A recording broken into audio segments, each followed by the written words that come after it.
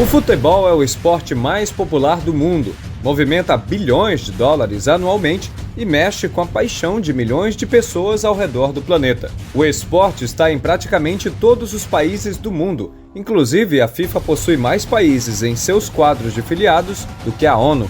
Segundo a entidade máxima do futebol, cerca de 4% da população participa ativamente em atividades ligadas ao futebol. Mas a cada dia que passa, o futebol se torna cada vez mais um negócio, que visa lucros antes mesmo de títulos e conquistas. Outro fenômeno recente é a compra de clubes por investidores e empresas que não poupa nem o continente com os maiores e mais ricos campeonatos do mundo. Mas quando o futebol deixou de ser apenas um esporte para se tornar um dos negócios mais lucrativos do mundo? E qual é o país que mais possui equipes no futebol europeu? Para saber as respostas, preste atenção neste vídeo, porque até o final vamos ampliar nosso conhecimento global sobre os verdadeiros donos do futebol. E se você gosta de assuntos militares, tenho certeza que também vai gostar do nosso canal Conhecimento Militar.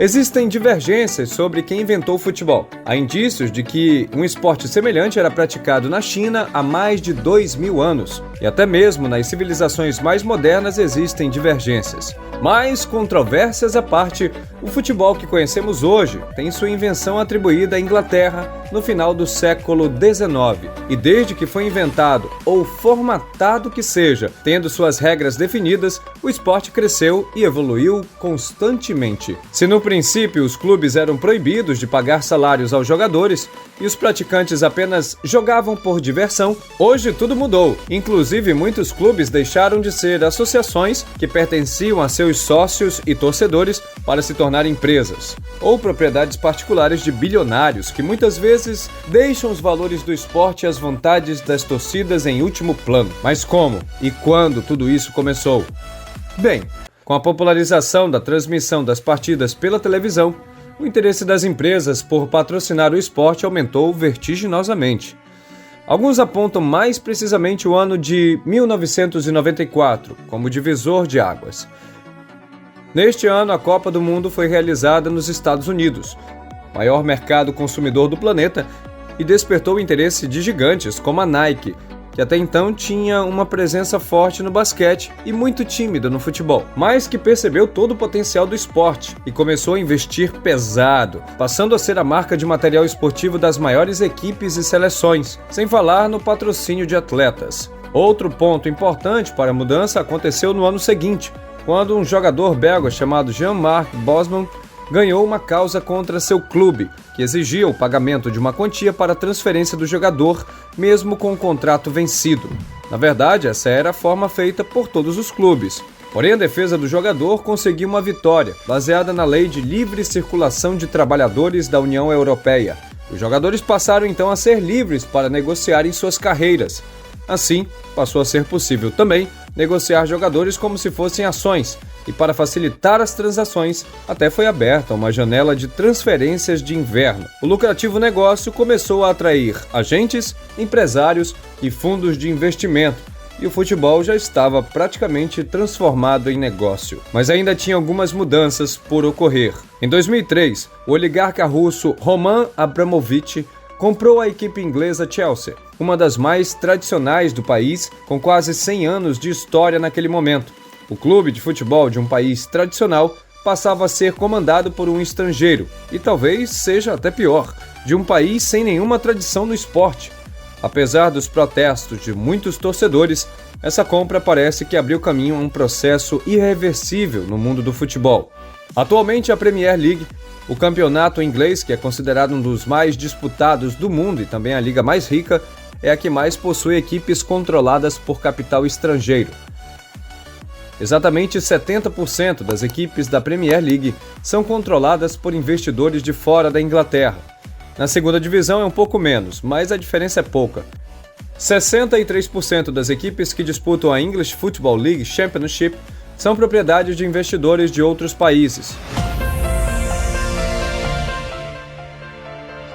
Casos como o do Manchester City, que foi comprado pelo Sheikh Mansour, membro da família governante de Abu Dhabi, e após comprar o clube investiu milhões para conseguir títulos, se tornaram comuns. Mais recentemente, o príncipe herdeiro da Arábia Saudita comprou o Newcastle, outra equipe tradicional. Mas, mesmo com as compras realizadas pelos bilionários do Oriente Médio, ninguém supera os Estados Unidos como o país que mais possui equipes na Premier League. São 8 totalmente controladas por americanos e uma com controle compartilhado.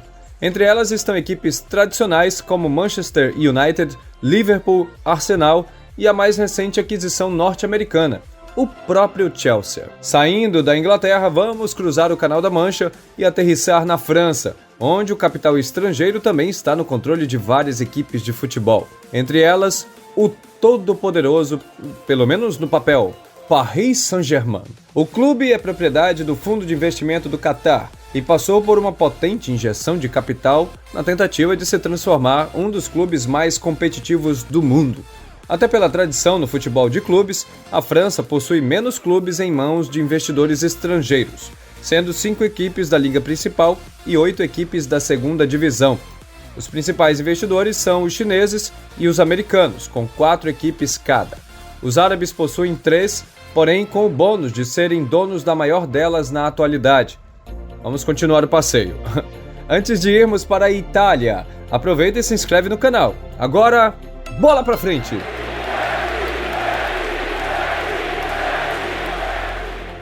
Na bela Itália, país que já teve o campeonato mais disputado do mundo e que hoje luta para recuperar o protagonismo, o investimento estrangeiro também está no controle de vários clubes, entre eles os mais tradicionais como Milan e Inter de Milão. São 8 equipes da Série A que pertencem a investidores de fora da Itália. Na segunda divisão são apenas 3. Mais uma vez, os norte-americanos dominam, controlando 10 das 11 equipes. Times como Roma, Milan, Fiorentina e Atalanta pertencem a empresas ou investidores estadunidenses. A única exceção é a Inter de Milão, que pertence a investidores chineses. Prepare-se que agora o nosso destino será a Espanha. Será que por lá tem alguma diferença? Por um lado, podemos dizer que sim, pois Real Madrid e Barcelona, os 2 principais clubes do país, continuam sendo propriedade de seus sócios. Outras 10 equipes estão controladas por capital estrangeiro. 5 equipes da primeira divisão estão controladas por chineses e americanos, sendo que Granada e Espanyol são controladas por asiáticos e Atlético de Madrid, Sevilla e Mallorca estão controladas por americanos. Em terras espanholas, os investidores árabes possuem apenas equipes que atualmente disputam a segunda divisão. E olha só, tem um país que foge à tendência e continua no controle de seus principais clubes. Adivinha qual é? Uma dica: quando ganham de goleada, geralmente é por 7-1. Isso te lembra alguma coisa? É o gol da Alemanha! Bem, chegamos na Alemanha, país da Bundesliga, que costuma sempre aparecer no topo da lista de ligas com o maior número de pagantes por partida da Europa. E talvez o grande segredo seja justamente o fato de que por lá, as equipes são controladas obrigatoriamente pelos sócios. Na Alemanha, apesar de ser permitido o investimento estrangeiro em equipes, a lei obriga que pelo menos 50% mais um do capital votante de um clube deva estar sob o poder dos seus sócios. A única exceção é quando uma empresa investe uma importante quantidade de dinheiro por 20 anos no clube. Nesse caso, o investidor poderá ter o controle total. Esses são os casos de Bayer Leverkusen, Wolfsburg, controlados pela farmacêutica Bayer e Volkswagen, respectivamente. Com exceção da Alemanha, as principais ligas do velho continente estão todas controladas por empresas ou investidores estrangeiros, principalmente dos Estados Unidos, que controla atualmente 35 equipes nas principais ligas europeias. De todas as equipes cujo controle está nas mãos de grupos de fora da Europa, os americanos controlam 51%. No segundo lugar do pódio de controle do futebol europeu está a China, que investiu em 13 equipes e é seguida no ranking pelos investidores do Golfo Pérsico, que possuem o controle de 9 clubes. As maiores provas de que o futebol vem se transformando cada vez mais em apenas um negócio é o fato de que o controle de clubes que disputam os maiores campeonatos do mundo e até mesmo o maior torneio de clubes do planeta estão nas mãos de investidores de países que não possuem nenhuma tradição no esporte, mas possuem muito dinheiro para investir. Outra prova foi a tentativa de criação de uma Superliga, envolvendo apenas as maiores equipes, várias delas citadas nesse vídeo, que privilegiavam os ganhos das equipes, deixando a competitividade e o esporte em segundo plano. Uma competição feita nos moldes para gerar receitas com a transmissão e deixar equipes menores sujeitas ao fracasso ou se tornarem cada vez mais presas fáceis para futuras aquisições dos grupos que já controlam parte do esporte. Felizmente, nesse caso, os protestos dos torcedores foram ouvidos e até mesmo os governos interferiram para que o projeto fosse interrompido. A Superliga durou apenas 3 dias. E você?